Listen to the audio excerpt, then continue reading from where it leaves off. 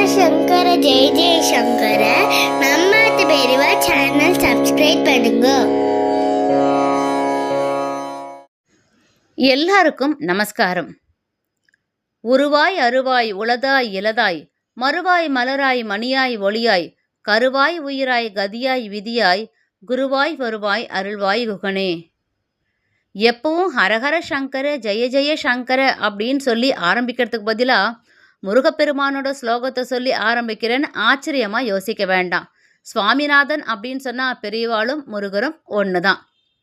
இன்னைக்கு முருகப்பெருமானை பற்றின ஒரு விசேஷ தகவலை தான் பார்க்க போகிறோம். முருகப்பெருமானுக்கு 3 வாகனங்கள் உண்டு. இது எவ்வளோ பேருக்கு தெரியும்? அதிசயப்பட வேண்டாம்.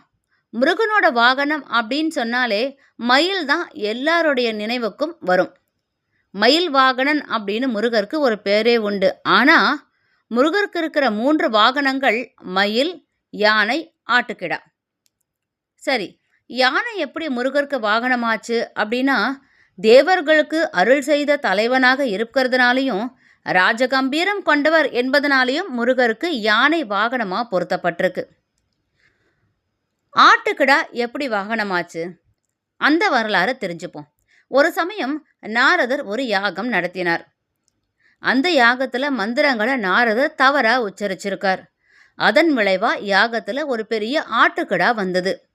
யாராலையுமே அடக்க முடியாத வலிமையோட அந்த ஆட்டுக்கிடா விண்ணுலகத்தையும் மண்ணுலகத்தையும் ரொம்பவே மிரட்டின்னு இருந்தது. ரொம்ப பயந்து போன தேவர்கள் முருகர்கிட்ட போய் முறையிட்டா.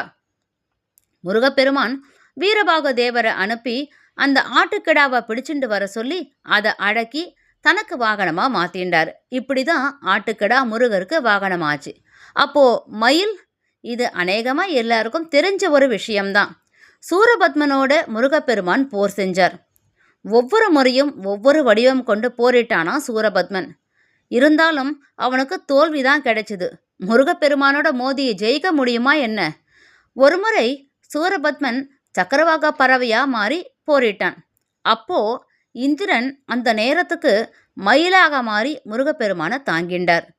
அதுக்கப்புறம் சூரபத்மன் மாமரமாகி கடல் நடுவே மறைஞ்சு நின்றுண்டான். அந்த மரத்தை தன்னோட வேல் கொண்டு 2 கூறா பிளந்தார் முருகப்பெருமான். அதில் ஒன்று மயிலாகவும் இன்னும் ஒன்று சேவலாகவும் மாறியது. இப்படி தான் மயில் முருகப்பெருமானுக்கு வாகனமாக மாறின கதை. மயில் என்பது ஆணவம், யானை என்பது கண்மம், ஆடு என்பதை மாயை.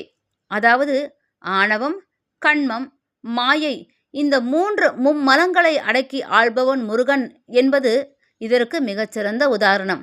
இந்த மாதிரி தான் முருகருக்கு யானை, மயில், ஆட்டுக்கிடா இது எல்லாமே வாகனமாக அறியப்பட்டது.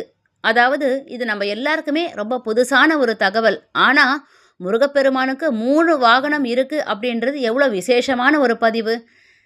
இன்னும் இந்த மாதிரி நிறைய சிறந்த தகவல்களோடு உங்களை வந்து சந்திக்கிறோம். ஹரஹர சங்கர ஜெய ஜெய சங்கர. ஸ்ரீ மகாபெரிவா சரணம்.